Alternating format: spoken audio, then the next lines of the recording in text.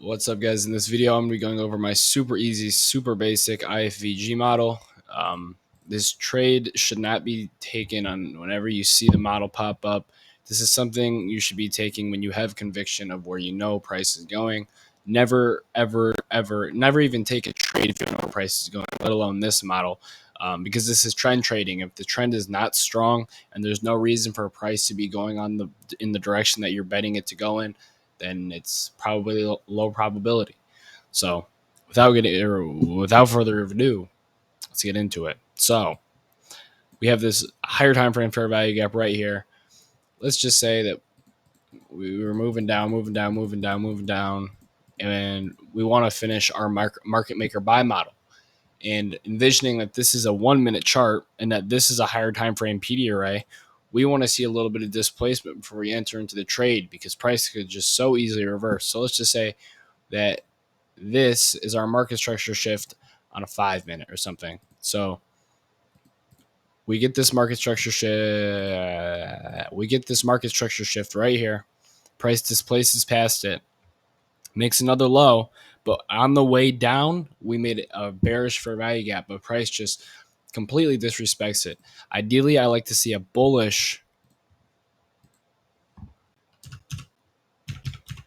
FVG right here, and then we displace past this bearish FVG, run up, get a close above, tap back in, maybe get your entry there, or maybe you can just enter right when price closes above the inverse fair value gap. It doesn't matter.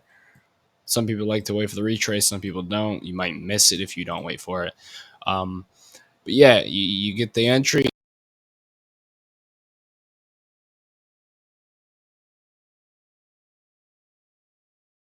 So my mic just cut out. I think I know where I left off talking about where you get into the play. So yeah, you get that bullish reaction off of that bullish fair value gap, inverse the bearish fair value gap. You can either enter right above the candle close of the inverse fair value gap, or you can wait for a pullback. It doesn't matter. It's honestly your preference, but a lot of people they miss their entry because they never get a pullback to the IFVG. It's happened to me a couple times, and it's so fucking annoying. But yeah, get your entry, right up to that drawn liquidity that you think it is. If the draw is like all the way up here, I typically like I don't. I'll take it to like the next high. I don't want to like hold price way too long, especially in a continuation model, because typically that trends slow down after a while if there's not much volume. But yeah, looking at this bearish example, same thing over here. Let's just say we have a market maker buy model or a market maker or sell model, and we just make that move up, and now we're on the way down. You basically want to see us create a bearish fair value gap up here. Bearish. All right, yeah, this is bearish. Yeah, we deliver off of that bearish fair value gap and inverse the bullish fair value gap we made on the pullback up.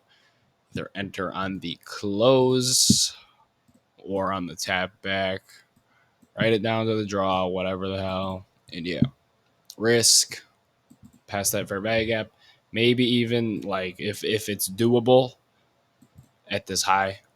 Honestly, your guys' preference. This isn't a lesson about risk to reward. But yeah, that's the IFVG continuation model. Just make sure that you have a good draw on liquidity that you are confident in. Make sure that price is actually trending in the way that you're trading, and make sure that the higher time frame aligns with this.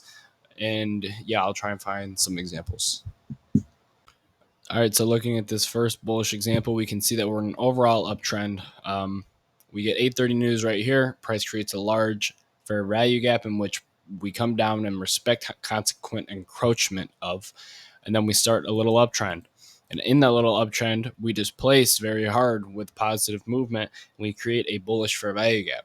Price then keeps going. We keep going up, and then we get a bearish fair value gap on the way down, and then we tag into this bullish FVG in which we come back up and respect positively, and then we inverse this bearish FVG. This would be one of those cases where I was talking about earlier where you could either just enter on the close above or wait for a tag back. If you wait for a tag back, you won't get your entry in this. But yeah, you can enter on the close, ride it to wherever your drawn liquidity is, Risk in this case, oops. In this case, I would have my risk at this swing low, depending on where I TP. I usually like a 1 to 2, 1 to 5, whatever it is. But yeah, that's a bullish example. Okay, looking here, we can see that we are in a current downtrend in this example, and price displaces down, and we create this bearish fair value gap. Price makes it low, and then we retrace back into this bearish fair value gap, and on the way back up, we created a small bullish fair value gap. Once this small bullish fair value gap gets inversed or closed under, we could take a short position. So, holy shit, it's storming out there. You can either enter right here on this close, write it down to this low over here, or you could have waited for the tag back into the inverse FVG and then write it down. Either way, good trade. Risk, I'd probably put it this high. The high of those bodies, or maybe just the wicks. Yeah, it doesn't matter. But yeah, that's our bearish example, and that's going to be the video. So the continuation inverse FVG strategy. That's all I got for you guys. Thank you for watching, and I'll see you in the next one.